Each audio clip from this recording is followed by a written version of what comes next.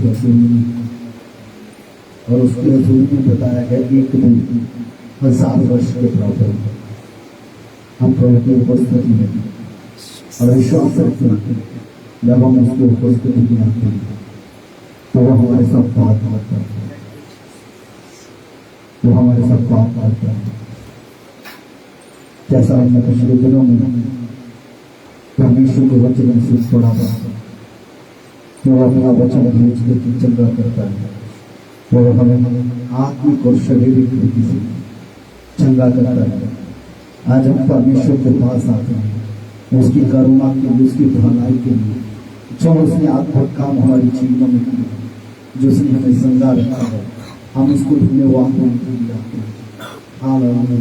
और आते हैं ताकि आज मेरा परमेश्वर में सकता अपने आप को तैयार करें, अपने दिल को नम्र करें, हालेलुया, पीर हो जाए कि आज परमेश्वर का आत्मा आपसे बात करे। हम प्रभु की उपस्थिति में परमेश्वर हमारे जीवन को जानता है, वो हमारी सोचों को जानता है, वो हमारे लिए अद्भुत काम करने वाला परमेश्वर है। वो अपनी भलाई को प्रकट करेगा, वो अपने बड़े कामों को प्रकट करेगा यीशु के नाम में, ताकि आप उसके और दिखा सकें। कुछ समय के लिए धन्यवाद, कुछ समय के लिए धन्यवाद करेंगे यीशु मसीह ने, पिता परमेश्वर ने आपको ये दिन दिया। ये तो कितने लोग हैं जो हमारे चारों तरफ है, लेकिन वो प्रभु की हजूरी में नहीं है, लेकिन आप प्रभु की उपस्थिति में हैं। तो वो बाइबल बताती है क्या ही धन्य है वह मनुष्य, वो इंसान जिसको परमेश्वर चुन करके अपने समीप पाने देता है। ये आपके लिए समय है कि परमेश्वर आपको चुन करके अपने समीप लेकर आया है, ताकि वो अपनी आत्मिक बातों को आपके ऊपर प्रकट करे। अपने आप को तैयार करें। धन्यवाद देता परमेश्वर यीशु की दया और सामर्थ्य तुमने जो हमें मौका दिया इसके लिए धन्यवाद। जब हम तेरे वचन को सीखने के लिए चल रहे हैं, तेरा आत्मा हमारे बीच में है, तेरा सामर्थ हमारे बीच में है, यीशु के लिए आमीन। मुस्कान इससे ज्यादा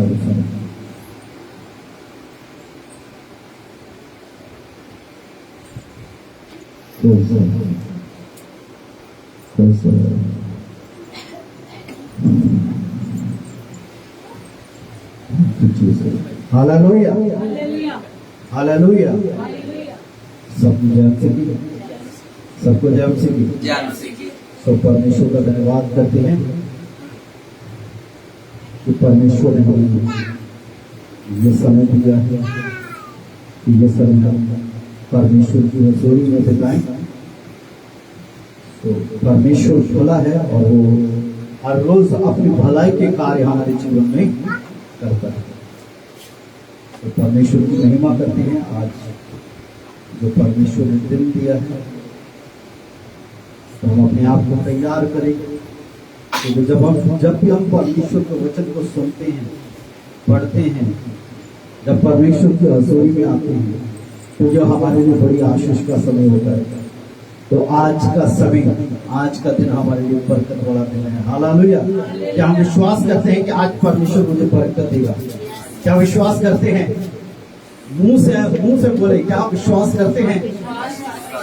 प्रेज़ द लॉर्ड। सब कहें हाँ मैं विश्वास करता हूँ, हाँ मैं विश्वास करता हूँ। आमीन। क्योंकि हमारा अंगीकार हमें आशीष की ओर लेकर के जाता है। हालेलुया। तो परमेश्वर का धन्यवाद। और बाइबल बताती है कि धन्य है वो जो परमेश्वर के वचन को सुनता है, उसको पढ़ता है और उसके अनुसार, है ना। तो जब परमेश्वर का वचन में धन्य कहता है तो इट मीन्स ये परमेश्वर की ओर से बड़ी बरकत है, बड़ी आशीष है। तो परमेश्वर आप लोगों को बहुत सारी आशीष देगा, बहुत सारा बढ़ाएगा, ताकि आप परमेश्वर की महिमा को करें। आज जो मेरा विषय है उसको मैं आप लोगों को बताना चाहता हूं कि जो परमेश्वर का है वो हमें परमेश्वर को देना चाहिए। आज का जो मेरा टॉपिक है कि जो खुदावंत का है, परमेश्वर का है, वो हमें परमेश्वर को देना चाहिए। कभी हमने इस बात पर ध्यान नहीं दिया है, पर मैं ये चाहता हूं कि जब आज हम परमेश्वर की हजूरी में हैं, जिनके पास बाइबल है वो अपनी बाइबल अपने पास रखें, अपना पेन रखें, और आज जो बातें, जो पॉइंट्स मैं बताने वाला हूं, इसे भूलिएगा नहीं, इसे नोट कर लीजिएगा। और जिनके पास पेन नहीं है, ऑलरेडी ही ऑनलाइन चल रहा है, अब चर्च के पेज पे जाएंगे तो ये आपको सारे के सारे पॉइंट आपको मिल जाएंगे, आप इसको अच्छे से सुन सकते हैं। मैं कोशिश करूंगा कि जल्दी से ही आज के इस मैसेज को मैं बंद करूं। सो जिनके पास बाइबल है वो खोल लीजिए, मरकस रचित सुसमाचार, मरकस रचित सुसमाचार 12 अध्याय उसका 13 वचन से लेकर के 37 वचन तक।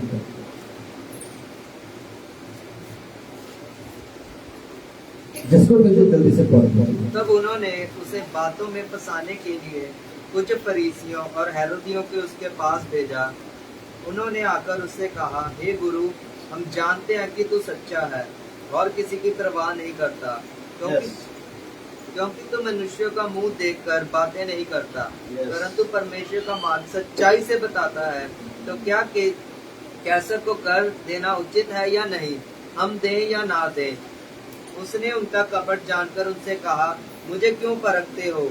1 दिनार मेरे पास लाओ कि मैं उसे देखूं। वे ले आए और उसने उनसे कहा, यह छाप और नाम किसका है? उन्होंने कहा, कैसर का। यीशु ने उनसे कहा, जो कैसर का है वह कैसर को दो, और जो परमेश्वर का है परमेश्वर को दो। तब वे उस पर बहुत अचंभा करने लगे। फिर सदूकियों ने भी, जो कहते हैं कि मरे हुओं का भी उठना है, सुनिए ध्यान से सब लोग इस और ध्यान। ये जो हिस्सा हमने परमेश्वर के वचन में से पढ़ा है,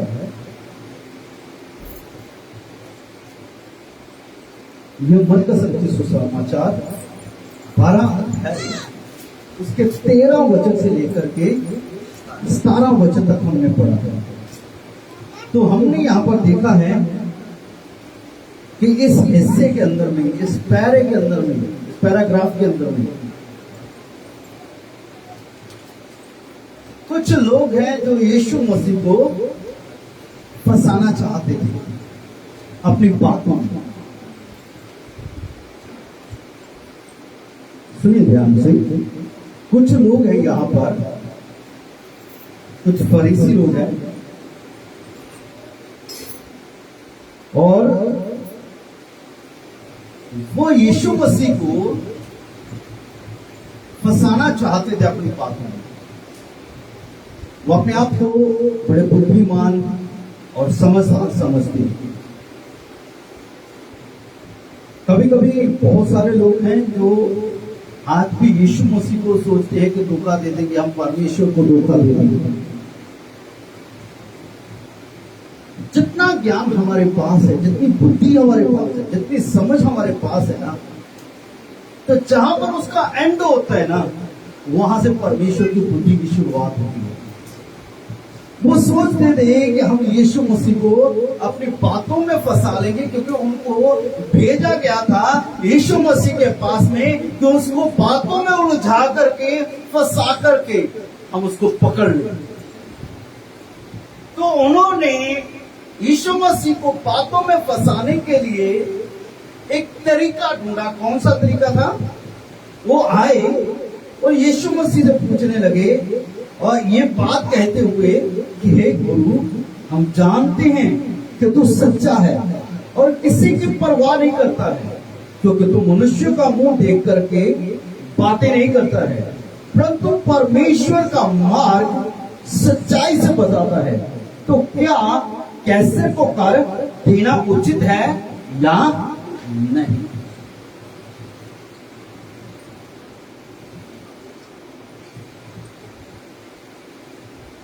तो यहां पर उन्होंने, उस फरीसियों ने यीशु मसीह से यह सवाल पूछा क्या हमें कैसर को कर देना चाहिए कि या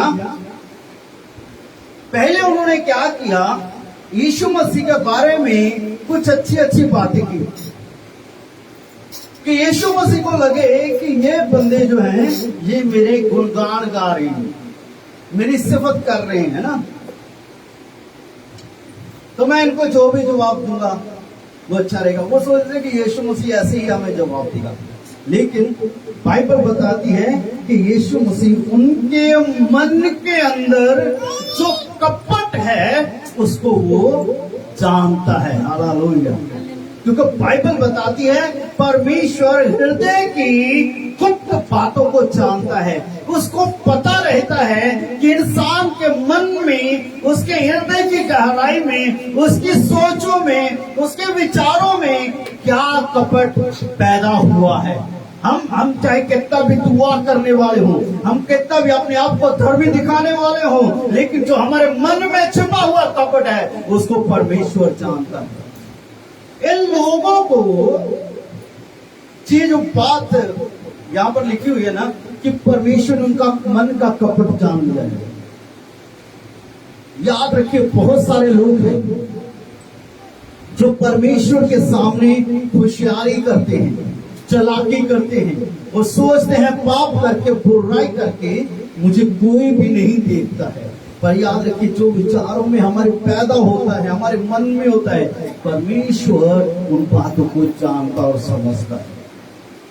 ऐसा मत सोचे परमेश्वर को क्या पता, परमेश्वर हमारे विचारों में उगने वाली हर एक बात को जानता है।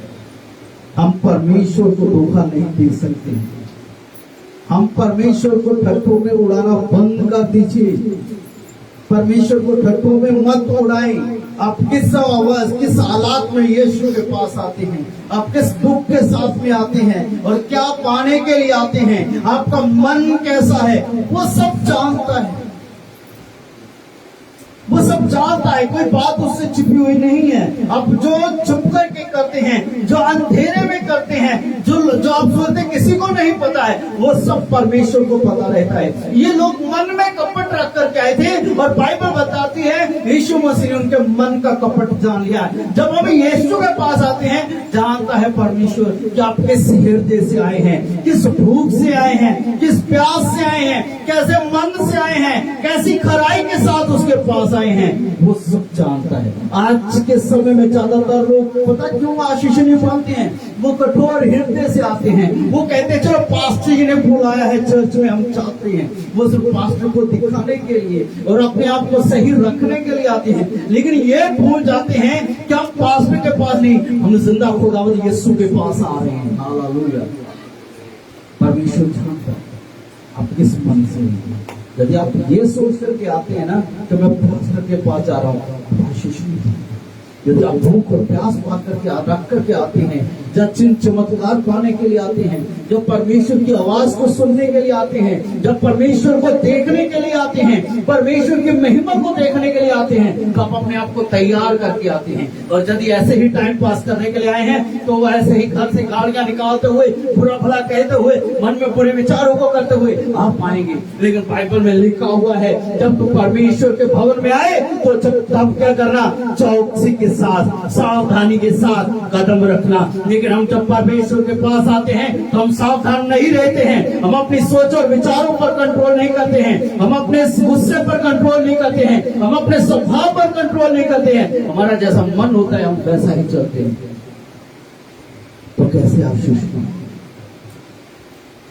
कैसे चंगाई पाएंगे, कैसे छुटकारा पाएंगे, कैसे भरपूरी पाएंगे। परमेश्वर हमारे मन की बातों को जानता है, परमेश्वर हमारे हृदय की बातों को जानता है, वो हमारे हृदय की सच्चाई को जानता है।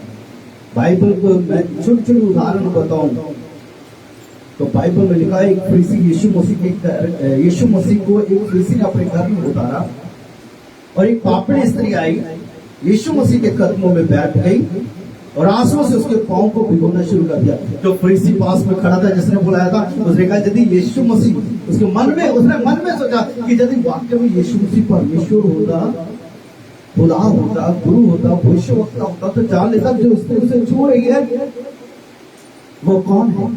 लेकिन यीशु मसीह ने उसकी मन की बात को वहीं पर पकड़ लिया और पतरस से बात करने लगा।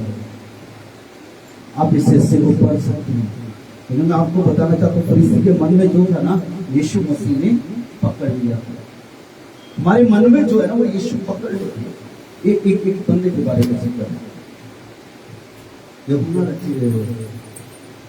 रचित सुसमाचार नहीं खोली का मत, क्योंकि अभी मेरा मैसेज शुरू नहीं हुआ है। यूहन्ना रचित सुसमाचार, परमेश्वर का वचन बताता है कि जब यीशु मसीह ने नतनएल को अपनी तरफ आते देखा, तो यीशु मसीह ने कहा, ये है सच्चा इस्राएल जिसमें थोड़ा सा भी कपट नहीं। परमेश्वर जानता है हमारे अंदर कितना कपट है, वो जानता है हमारे मन में क्या है, वो जानता है हमारी सोचों में क्या है। जब हम परमेश्वर के पास आते हैं तो कोई बुरी बात आप करके मत कहिए। जब हम यीशु के पास आते हैं ना, तो इस बात से आइए कि आज परमेश्वर मुझे शुद्ध करे, आज परमेश्वर मेरे पापों को माफ करे, आज परमेश्वर मेरे जीवन में चमत्कार करे, आज मुझे मौका मिले कि मैं परमेश्वर के और नजदीक आ सकूं। ऐसा मन रख करके तो मेरे अंदर से बुराई निकली, मेरे अंदर से बुराई के बंधन टूटे, ऐसा विश्वास रख करके आइए।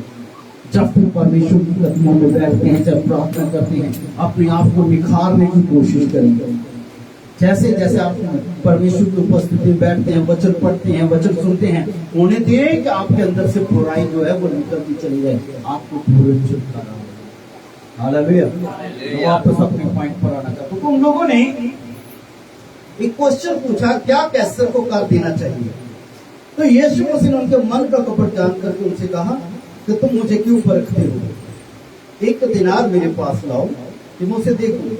और उन्होंने पता क्या किया है कि एक दिनार लेकर के, एक सिक्का लेकर के यीशु मसीह के पास आ गया, और यीशु मसीह ने वो सिक्का अपने हाथ में पकड़ा और कहा कि इस सिक्के के ऊपर किसकी छाप है, किसकी मोहर है?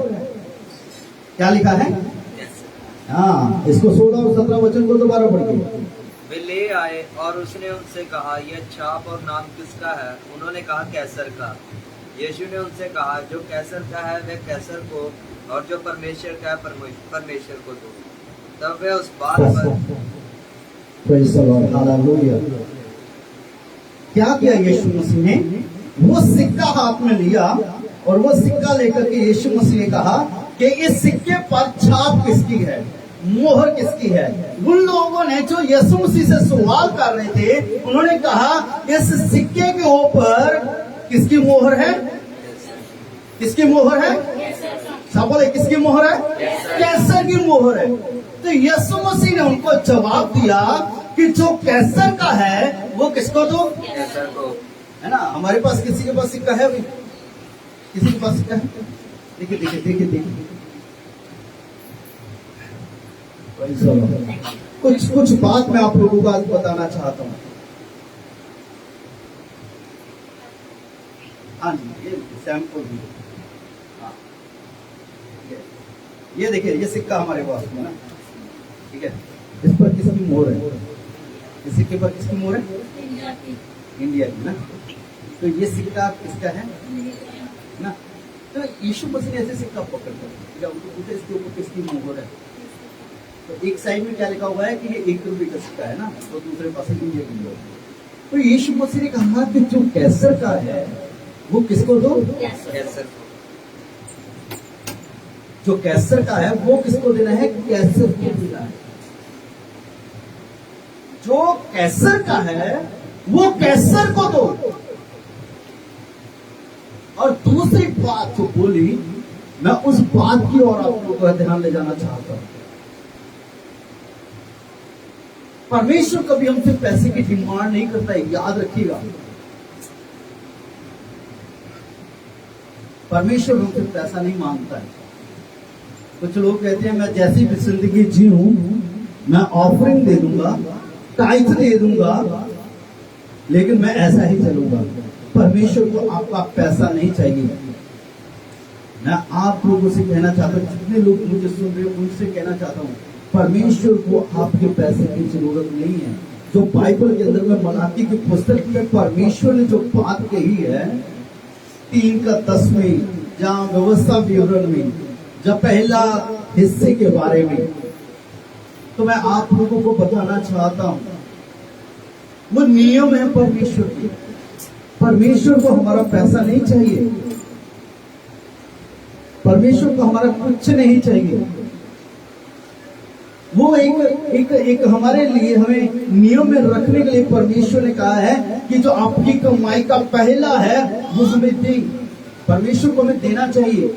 हमारी कमाई का पहला अंश, हमारी कमाई का पहला फल, हमारी खेत का पहला फसल, हमारे जो खेत है उसका पहला फल। आज भी बहुत सारे लोग हैं जो अपना पहला फल परमेश्वर को देते हैं। इवन कुछ लोग ऐसे भी हैं जिनको मैंने देखा है, बहुत सारी कहानियां मैंने सुनी हैं, हमने अपना पहलौठा बेटा, जब बेटी जो भी हुआ, हमने उसे परमेश्वर के लिए दिया। और ऐसा सच्ची बात है, आप लोग अपना पहलौठा बेटा हो या बेटी हो, उसे परमेश्वर की सेवा के लिए दे देते हैं। कुछ लोग अपनी कमाई का पहली सैलरी, मंथ की पहली सैलरी वो परमेश्वर को देते हैं। हाल ही में पिछले दिनों में बेटी चेरी को जॉब में उठी, अच्छा लगा। उनकी फाइनेंशियली कंडीशन नहीं सही थी, वो अपने पास रख सकते हैं। ये ईमानदारी होती है प्रभु के लिए, और प्रभु हमारी ईमानदारी को देखता है। उस बेटी को 15 दिन की जैसे ही सैलरी मिली, उन्होंने 15 दिन की पूरी सैलरी चर्च में दी। Praise the lord. प्रभु इस बहन को बहुत सारी आशीष दी, इस बच्ची को आशीष दी। हालेलुया। बहुत लोग हैं जो अपनी कमाई का दशमांश देते हैं। देखिए, वो नियम नहीं है, सॉरी, वो परमेश्वर की ओर से एक कानून है जो हमें दिया गया है, आज्ञा दी गई है, जिसको हमें पूरा करना है। परमेश्वर ने जो हमें दिया है, हम उसमें से क्या परमेश्वर को दे सकते हैं? परमेश्वर ने पैसा दिया है, हमें सब कुछ दिया है, तो हम उसे क्या दे सकते हैं? है ना? सो मेरा टॉपिक ये नहीं है, ठीक है? मैं अपने पॉइंट पर आना चाहता हूं कि जो कैसर का है वो कैसर को दो, जो परमेश्वर का है वो परमेश्वर को दो। मेरा इस वचन को कहने का मतलब ये नहीं है कि जो कैसर का है वो कैसर को दो, जो आपका है वो कैसर को दो, और जो परमेश्वर का है वो परमेश्वर को दो। पूरा ध्यान दो।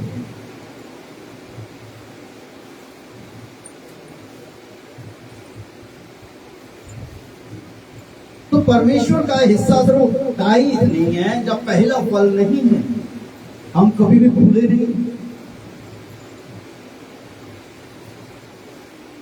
उस सिक्के को बनाया किसने था? किसने बनवाया था? कैसर ने। तभी उसकी मोहर उसके ऊपर थी।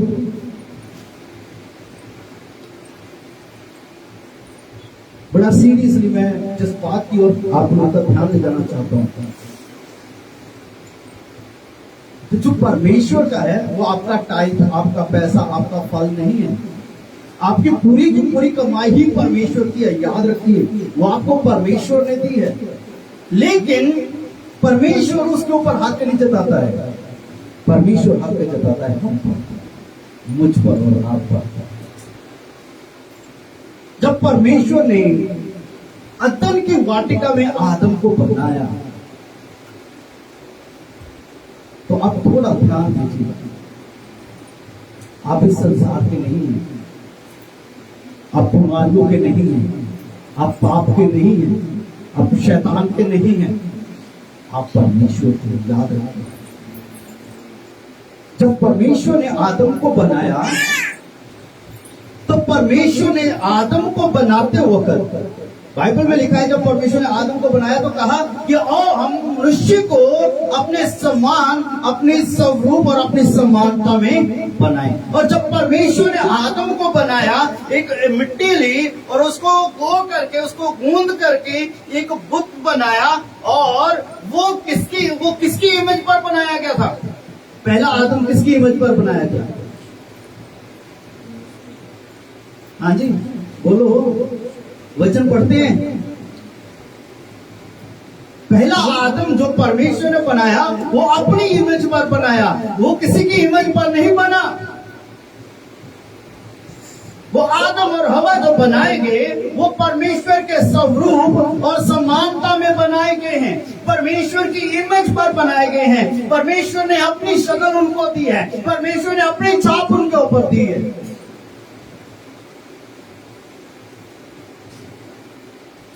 सुनिए ध्यान से, अभी बात यहीं पर खत्म नहीं होती। यीशु मसीह ने सिर्फ अपनी ये इमेज मिट्टी के ऊपर, मिट्टी के द्वारा बना करके ऐसे ही नहीं छोड़ दिया, बुत बना करके ऐसे ही नहीं छोड़ दिया, स्टैचू बना करके ऐसे ही नहीं छोड़ दिया।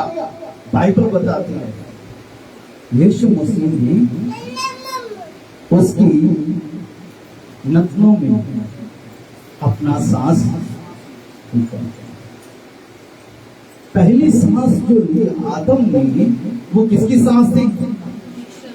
वो सांस जब अंदर गई उसके फेफड़े फूले तो वो किसके सामर्थ्य से फूले? सोच करके देखिए, जब परमेश्वर ने अपनी सांस उसके अंदर फूकी तो लिखा है कि उसने पहली सांस में उसके फेफड़े फूले, है ना, उसकी आंखें खुल गई, उसका जो दिल था वो धड़कने लगा, उसकी नसों में लहू जो था वो दौड़ने लगा। वो जो बुत बनाया गया था उसके हाथों और पैरों ने काम किया।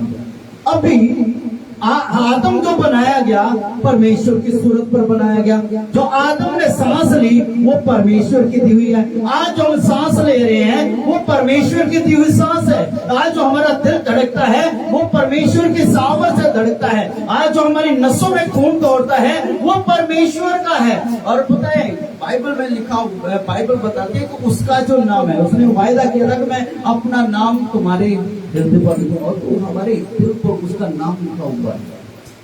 हिब्रू में शब्द है एल शदाई का, इसका मतलब सर्वशक्तिमान परमेश्वर जो हमारे हृदय पर लिखा हुआ है। मैं ये चीज क्यों बताना चाहता हूँ, सुनिए ध्यान से, इस और अपना मन लगाए। शैतान आपके दिमाग को इधर उधर ना लेकर के जाए। आप बनाए के हैं परमेश्वर की सूरत पर। आपका जो सांस है वो परमेश्वर की दी हुई है।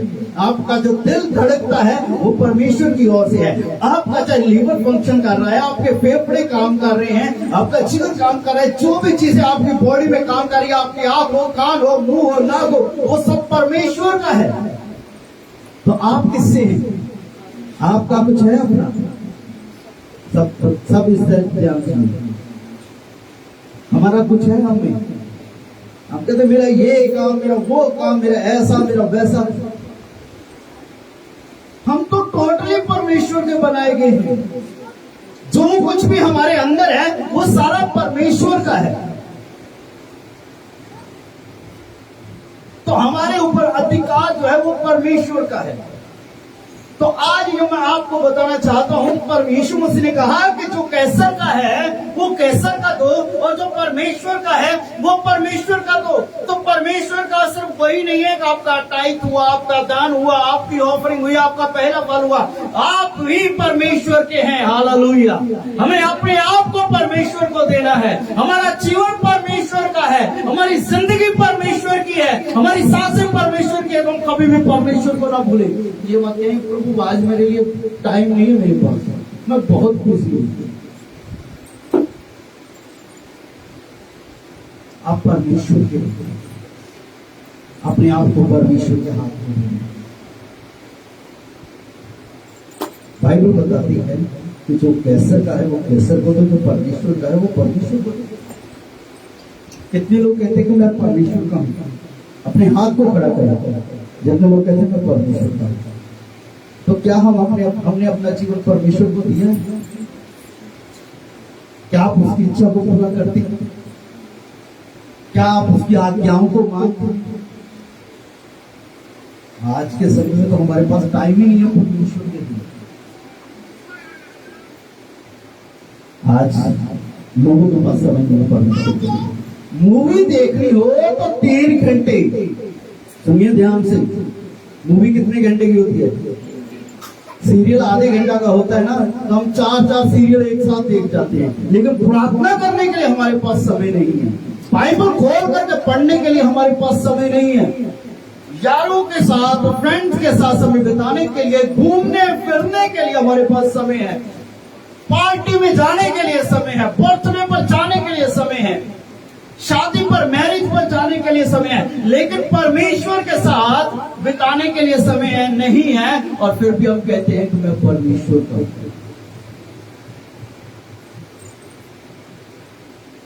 पता क्या होता है हमारे पंजाब में, मैरिज पर जाना हो ना, मैरिज पर जाना हो तो जो दूल्हा है उसके तैयार होने से पहले हम तैयार हो जाते हैं और शादी वाले घर में पहुंच जाते हैं, कहीं हम पीछे ना रह जाए। सच्ची बात बताता हूं मैं, बर्थडे पर जाना हो तो हम सबसे पहले तैयार होकर के जाते, कहीं हमारे जाने से पहले केक ना काट ले तो जाने का क्या फायदा। किसी ने हवाई यात्रा करनी हो तो पहले क्या करते हैं कि जितने कम से कम 1 घंटा पहले हमें एयरपोर्ट पर रहना होता है, कम से कम 1 घंटा पहले। क्या प्लेन आपका वेट कर सकता है? दूल्हा भी कहेगा यदि तुम लोग नहीं आना चाहते तो ना हो, हम किसी के इंतजार थोड़ी करेंगे, जो आगे हम उनको लो तो चलो आगे बढ़ो। असली दूल्हा जब बाथरूम पर आएगा ना, बहुत सारे लोग तैयार होते रह जाएंगे, वो घर में ही रह जाएंगे, वो पृथ्वी पर ही रह जाएंगे, पर जो रेडी है वो कलीसिया जो है वो उठाई जाएगी। आज हम पता क्या करते हैं, मीटिंग में भी जब आते हैं हम कहते हैं चलो जब मीटिंग खत्म होने वाली होगी हम तब जाएंगे, जब आधे गीत गा लिए जाएंगे तब जाएंगे, जब वचन खत्म होने वाला है तब जाएंगे। क्यों? हम तो परमेश्वर के हैं, हम जो परमेश्वर का है वही परमेश्वर को नहीं देते हैं, तो जो परमेश्वर का परमेश्वर को नहीं देते हैं तो हम क्या करते हैं, हम अपने आप को छुपाते हैं परमेश्वर से, जो सबसे भयानक पाप है, जो सबसे खतरनाक पाप है। हालेलुया। हम ऐसा पाप कर देते हैं, हमारे पास समय नहीं है परमेश्वर के लिए। 2 घंटे संडे वाले दिन प्रभु की हजूरी में आकर के प्रार्थना करने के लिए, मीटिंग का टाइम 9 बजे होता है, लेकिन हम 9 बजे क्या 10 बजे आते हैं। हमारा 10 बजे का टाइम है।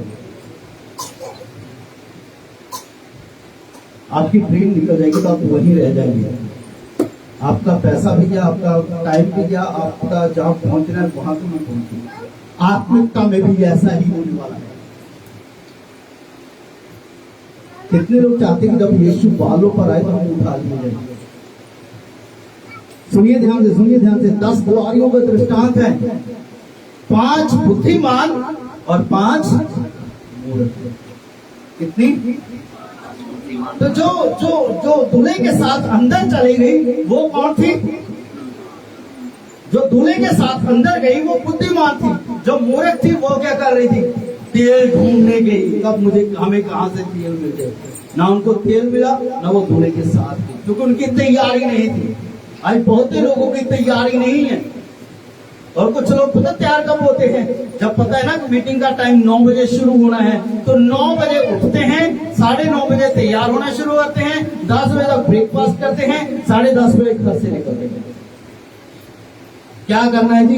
हम चर्च में जा रहे हैं। रास्ते पूछा किसी ने, किसी भाई ने, किसी बहन ने, अरे कहाँ जा रहे हैं? अरे चर्च जा रहे हैं। वाह क्या बात है, बड़े बड़े आवाज में दिया हम चर्च जा रहे हैं। क्या करने के लिए? प्रभु की हजूरी में। और हमारे दिमाग में एक ही रह जाता है, चलो कोई बात नहीं, टाइम से नहीं गए, लेट ही सही, कम से कम हाजिरी तो लगी। हाजिरी का कोई मूल्य नहीं है, याद रखिएगा। बाइबल बताती है परमेश्वर उन लोगों को चाहता है जो रूह और सच्चाई से उसकी आराधना करें। हमें आत्मा और सच्चाई से उसकी आराधना करनी है। झूठ में, बहकावे में अपने जीवन को मत व्यतीत करें। हम 2 घंटे संडे वाले दिन नहीं देते हैं। सुनिए ध्यान से, एक वचन पढ़ना, एक वचन पढ़िए भजन से 90 का 12 कुछ बात मैं बताना चाहता हूँ। हमको अपने दिन गिनने की समझ दे कि हम बुद्धिमान हो जाएं। हमें अपने दिन गिनने की,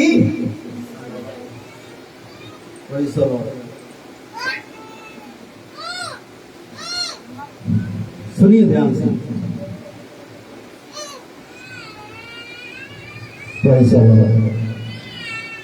क्या लिखा है परमेश्वर के वचन में? दोबारा पढ़ना। हमको अपने दिन गिनने की समझ दे, हमको अपने दिन गिनने की समझ दे कि हम बुद्धिमान हो जाएं। क्या हो जाए? बुद्धिमान। क्या हम अपने दिन गिनने की, क्या हम अपनी जिंदगी के दिन गिनते हैं? क्या हम अपने दिन गिनते हैं?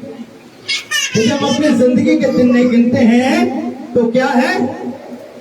हम बुद्धिमान नहीं। मेहरबानी से बच्चों को चुप कराइए। हम क्या है? बुद्धिमान नहीं है यदि हम अपनी जिंदगी के दिन नहीं गिनते हैं। तो जो अपनी जिंदगी के दिन गिनते हैं उनको पता रहता है कि हमें क्या करना है, हमें कैसी तैयारी करनी है।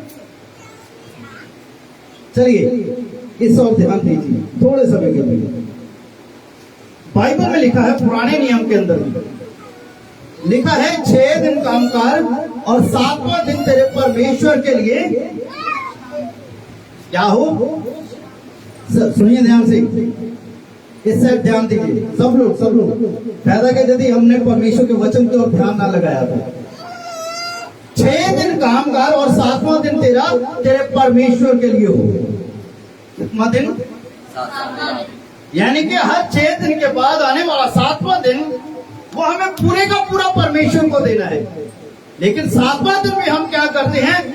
वो 1 घंटा 2 घंटे भी हम परमेश्वर को नहीं देते हैं। यदि परमेश्वर ने मांगे हैं कि तो 6 दिन काम कर और 7वां दिन तेरे परमेश्वर के लिए है, तो याद रखिए कि यदि 7वां दिन परमेश्वर मांगता है तो एक साल में यदि 7 दिन हमें देने हैं तो कुल टोटल हमें कितने दिन देने हैं? एक साल में कितने दिन होते हैं? कितने दिन होते हैं एक साल के? 365 है ना। तो 7वां दिन हमें देना है तो हमारे कितने दिन बनते हैं जो परमेश्वर को हमें देंगे? कितने वीक होते हैं? 52 है ना, 52 होते हैं। प्रभु का धन्यवाद हो, परमेश्वर ने मुझे मैथ अच्छा दिया। कितने दिन हो गए? 52 हो गए, है ना। मान लीजिए हमारी उम्र 70 साल होती है, ठीक है? कितने साल? तो यदि हमारी उम्र 70 साल है तो हमारे दिन कितने बने हैं जो हमें परमेश्वर को देने हैं? बाकी छोड़ दीजिए, 6 दिन काम करना है, 7वां दिन हमें परमेश्वर को देना है। तो उस हिसाब से एक साल के हमारे 52 डेज होते हैं, 52 दिन होते हैं, 52 दिन होते हैं। तो यदि 70 साल हमारी उम्र है तो 3640 दिन बनते हैं जो हमें परमेश्वर को देने अपनी जिंदगी के। कितने? 3640 3640 पूरे का पूरे 3640 दिन पूरी जिंदगी में हमें देंगे। और हम अपने पूरे जीवन में 52 दिन भी परमेश्वर को नहीं देते। सच्ची है, बहुत सारे मसीह लोग जो लंबी प्रार्थना करते, जो कहते मैं परमेश्वर का चुना हुआ हूँ, परमेश्वर से मैं प्यार करता हूँ, लेकिन वो 52 दिन भी परमेश्वर को नहीं दे पाते। चलिए थोड़ा सा टाइप की बात कर लेते हैं, सुनिए ध्यान से। एक दिन में कितने घंटे हैं? तो दशमांश कितना बना? 2 घंटे 40 मिनट। सब सुन रहे हैं? लिख लीजिए, लिख लीजिए, है ना। एक दिन में कितने घंटे हैं? 24। तो हमारा जो दशमांश निकलता है जो हमें परमेश्वर को देना है 2 घंटे 40 मिनट, है ना। तो 2 घंटे 40 मिनट का 7 से एक हफ्ते का जो कितने घंटे हमें परमेश्वर को देने हैं? हाँ जी, एक दिन के 2 घंटे 40 मिनट होते हैं ना, तो 7 दिन में वो कितने बनते हैं? 18 घंटे परमेश्वर को हमें देने हैं। पहले एक दिन की बात कर रहे हैं, अभी डेली के जो 2 घंटे 40 मिनट की बात कर रहा हूं मैं। तो एक हफ्ते के कितने बन गए? 18 घंटे। एक हफ्ते के कितने घंटे बने? 18 घंटे। और यदि 18 घंटे हैं तो मान लीजिए कि ये 30 दिन का हिसाब लगाएं। 3 चौके 12, 3 दूनी 6, 80 घंटे। एक महीने के कितने घंटे बने? हमने एक महीने में कभी 80 घंटे परमेश्वर को दिए? विश्वास के साथ, ईमानदारी के साथ जवाब दीजिए। और एक हफ्ते के 18 घंटे परमेश्वर को दिए? वाह, सोच करके देखो। तो यदि एक महीने के कितने घंटे बने? 80। और एक साल के घंटे कितने बने? 960। कितने बने? 960। सारे से एक साल के जो हमें घंटे परमेश्वर के साथ बिताने हैं वो कितने घंटे हैं? 960 हमने बिताए। और यदि हमारी उम्र 70 साल की होती है तो कितने घंटे बनते हैं? 67,200 67,200 घंटे। पंजाबी साड़ी 70 साल की उम्र दे जेडे घंटे असी परमेश्वर दे नाल बिताने ने पूरी उम्र दे 67,200 घंटे। और एक साल के कितने सीगे? 960। और एक साल दे एक साल की गल कर रहा मैं। 960 है। कैलकुलेटर खोलो, जिन्हों को मोबाइल है कैलकुलेटर खोलिए, जिनके पास मोबाइल है खोल करके देखिए हमें कितना समय परमेश्वर के साथ बिताने की जरूरत है। हम हमसे जो परमेश्वर ने डिमांड की है हम वही समय सही रीति से नहीं देते हैं। मैं आप लोगों को एक चीज बताना चाहता हूँ, मलाकी की पुस्तक में लिखा हुआ है कि सारे दशमांश मेरे भवन में लेकर आओ, है ना। तो वो आगे के वचन में लिखता है कि मैं नाश करने वाले को घुड़कूंगा तो वो तुम्हारी फसल से, तुम्हारे धन से वो हट जाएगा। आज लोगों की उम्र क्यों कम है? क्यों बीमारियों में मर जाते हैं? क्यों छोटी उम्र में चले जाते हैं? क्योंकि जितना समय परमेश्वर ने उनको दिया होता है उसमें से जो टाइम बनता है समय का वो ईमानदारी के साथ परमेश्वर को नहीं देते हैं। यदि टाइम जो है ईमानदारी के साथ परमेश्वर का 10वां हिस्सा है, दशमांश है, वो परमेश्वर को नहीं देते हैं तो आपके पूरे जीवन पर, पूरे घंटे जो आपके जीवन के हैं, पूरे दिन जो आपके जीवन के हैं, उनके ऊपर शैतान का अधिकार रहता है।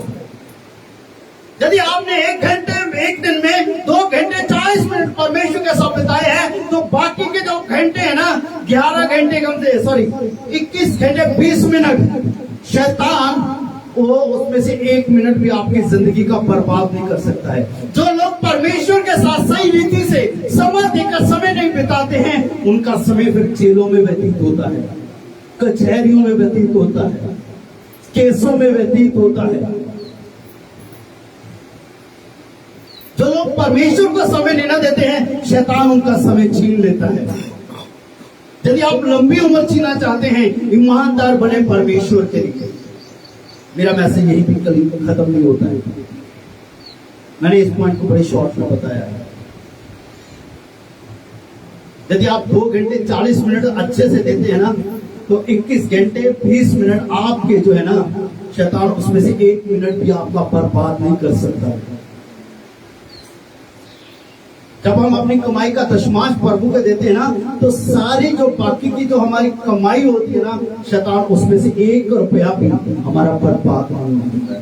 तो जब हमने 2 घंटे 40 मिनट परमेश्वर के लिए बिताए ना तो शैतान हमारी जिंदगी का 1 मिनट भी चुरा नहीं सकता है। वो 1 मिनट भी हमारी उम्र कम नहीं कर सकता है। लेकिन यदि हमने 2 घंटे वो 2 घंटे और 40 मिनट भी हमने अपने जीवन में, अपनी खुशी में, अपनी इच्छा के अनुसार में, अपने लोगों के साथ में, अपने सर्कल के साथ में, अपने काम के साथ बिता लिए तो आपने क्या किया? आपने अपने जीवन का हिस्सा परमेश्वर को नहीं दिया, आपने शैतान के हाथ में दे दिया। अब शैतान के हाथ में आपके 24 घंटे, वो आपके 24 के 24 घंटे बर्बाद करते हैं। क्यों? जब लोग मेहनत करते तो वो कहते मेरी मेहनत का फल मुझे नहीं मिला। कैसे मिलेगा? 2 घंटे 40 मिनट तो आपने परमेश्वर को दिए नहीं। कितनी भाग दौड़ करती है, कितना पैसा लगाती है, कितना बिजनेस में डूबा लाती है। क्योंकि हम सही रीति से परमेश्वर के पीछे नहीं चलते। जो परमेश्वर का है वो हम परमेश्वर को नहीं देते हैं। पर यहीं पर मैसेज खत्म नहीं होता है, सुनिए ध्यान से। आखिरी पॉइंट मैं बताना चाहता हूं। पुराने नियम में परमेश्वर ने कहा था कि 6 दिन काम कर और 7वां दिन तेरे परमेश्वर के लिए पवित्र रखना, उसे परमेश्वर के लिए पवित्र रखना, और वो समय तो परमेश्वर के साथ बिताना। 2 घंटे की बात नहीं की गई वहां पर, पूरा दिन परमेश्वर की हजूरी में रहना। यदि आप देखेंगे ना तो बाइबल बताती है उस दिन तेरे घर का चूल्हा नहीं जलना चाहिए, पत्थर मारने की दूरी तक तो अपने घर से बाहर मत निकलना। वो समय तेरा परमेश्वर के साथ हो, पूरे का पूरा दिन 24 के 24 घंटे परमेश्वर के साथ, उसके वचन पर मनन कर, प्रार्थना कर, आराधना कर। ये लेकिन आज सब कुछ उल्टा कर दिया। पुराने नियम में कहा गया, परमेश्वर ने कहा तू 6 दिन काम कर, 7वां दिन तेरे परमेश्वर के लिए पवित्र हो। आपको पता है कि नए नियम की कलीसिया ने क्या किया था? इस्राएली लोगों ने तो ईमानदारी दिखाई, उन्होंने 6 दिन काम किया। यहूदी लोगों ने, इस्राएली लोगों ने 6 दिन काम किया और 7वां दिन अपने परमेश्वर के लिए पवित्र रखा, और वो परमेश्वर के भवन में रहते रहे, प्रार्थना करते रहे, आराधना करते रहे, वचन को सीखते रहे। यदि आप बाइबल पढ़ते तो आप खोल करके देखें तो लोग पूरा दिन, चाहे बारिश हो, चाहे अंधेरी हो, चाहे कुछ भी हो, वो परमेश्वर के संग खड़े रहे। आज थोड़ी सी बारिश हो, हम बंदगी छोड़ दें, लेकिन वो लोग बारिश में भीगते रहे और प्रभु की आराधना करते रहे, परमेश्वर का वचन पूरा दिन सुनते रहे। आज परमेश्वर का वचन सुनना शुरू किया है, दूसरे दिन दोपहर तक वचन लोग सुनते रहे। बाइबल बताती है वो आज्ञाकार रहे इस्राएली लोग, यहूदी लोग जो इस्राएली लोग थे वो आज्ञाकार रहे परमेश्वर के लिए, और उन्होंने वो जो परमेश्वर ने मांगा परमेश्वर ने उनको दिया। लेकिन जब यीशु मसीह इस दुनिया में आए, सारी दुनिया के पापों को ले लिया, मारे गए, गाड़े गए और तीसरे दिन मुर्दों में से जी उठे, और सबके देखते ही वो बागों पर उठा लिए गए। उसके बाद वायदे के अनुसार पवित्र आत्मा जब कलीसिया पर उतरा तो क्या हुआ? जो नए नियम की कलीसिया थी उन्होंने सारा सिस्टम ही चेंज कर दिया। 6 दिन काम करने की बजाय और 7वें दिन बंदगी करने की बजाय वो हर रोज परमेश्वर के साथ चलने लगे। बाइबल में लिखा वो हर रोज परमेश्वर के साथ समय बिताते रहे, क्योंकि वो परमेश्वर से प्यार करने लगे, वो यीशु से प्यार करने लगे। आज हमारा प्रेम कैसा है यीशु के साथ में? बाइबल बताती यूहन्ना रचित सुसमाचार, पहला यूहन्ना की पत्री में, कि इससे पहले कि हम परमेश्वर से प्यार करते, उसने हमसे प्यार किया। तो जैसा परमेश्वर ने हमसे प्यार किया वैसा हमें भी चाहिए, हम परमेश्वर को प्यार करें। और बाइबल में लिखा है जो परमेश्वर से प्यार करते हैं वो परमेश्वर की आज्ञाओं को मानते हैं, और जो परमेश्वर को प्यार करते हैं ना वो अपने पूरा जीवन परमेश्वर को दे देते हैं। नए नियम की कलीसिया ने अपना प्रेम परमेश्वर के साथ दिखाया। कैसा प्रेम था उनका? वो हर रोज करते थे, हर रोज भोज करते थे, हर रोज संगति करते थे, वो हफ्ते में एक बार नहीं। कभी कलीसिया के अंदर में, उस पहली सदी की कलीसिया में बड़े बड़े चमत्कार, बहुत आत्मा की भरपूरी और अभिषेक थी। लेकिन आज हमारे जीवन खाली क्यों है? हमारे जीवन सुने क्यों है? क्योंकि हम परमेश्वर से प्यार करते ही नहीं। हम किससे प्यार करते हैं? हम अपने मोबाइल से प्यार करते हैं, हम अपने दोस्तों से प्यार करते हैं, हम अपनी रिश्तेदारी से प्यार करते हैं, हम सबसे प्यार करते हैं, टीवी से प्यार करते हैं, फिल्मों से प्यार करते हैं, सीरियल से प्यार करते हैं, लेकिन यीशु से प्यार तो है ही नहीं। जो लोग परमेश्वर से प्यार करते हैं परमेश्वर के साथ समय बिताते हैं। आपने अपनी जिंदगी के कितने घंटे, कितने दिन जो परमेश्वर को देने चाहिए थे, आपने शैतान के हाथ में दिए। लेकिन आज अभी भी मौका आप लोगों को कहना चाहता हूँ कि जो कैसर है वो कैसर है, जो परमेश्वर है वो परमेश्वर है। आप परमेश्वर को, अपने आप को परमेश्वर को दे दो, अपना जीवन परमेश्वर को दे दो। ये सांसें जो आप ले रहे हैं वो परमेश्वर की दी हुई है। यदि 2 घंटे 40 मिनट की सांसें परमेश्वर को आपने नहीं दी तो आपकी सांसों पर शैतान का अधिकार हो जाएगा। याद रखिए जो परमेश्वर है वो परमेश्वर को दे दो। आपके दिल की धड़कन, दिल जो धड़कता है वो परमेश्वर की ओर से सामर्थ है, शैतान आपको जिंदगी नहीं दे सकता है, वो सिर्फ आपको मार सकता है, आपको नाश कर सकता है, लेकिन यीशु से आपको जिंदगी देना चाहिए। उसकी सबसे आइए अपनी आंखों को बंद कर सिरों को झुकाएं, प्रार्थना में होते हैं सब लोग अपनी आंखों को बंद करें, प्रार्थना में हो जाए। जो कैसे है वो मेरे सबको, और जो परमेश्वर का है वो परमेश्वर को दे। Praise the lord, hallelujah, praise the lord, hallelujah. सब अपनी आंखों को बंद करें, सब लोग अपनी आंखों को बंद करें, अपने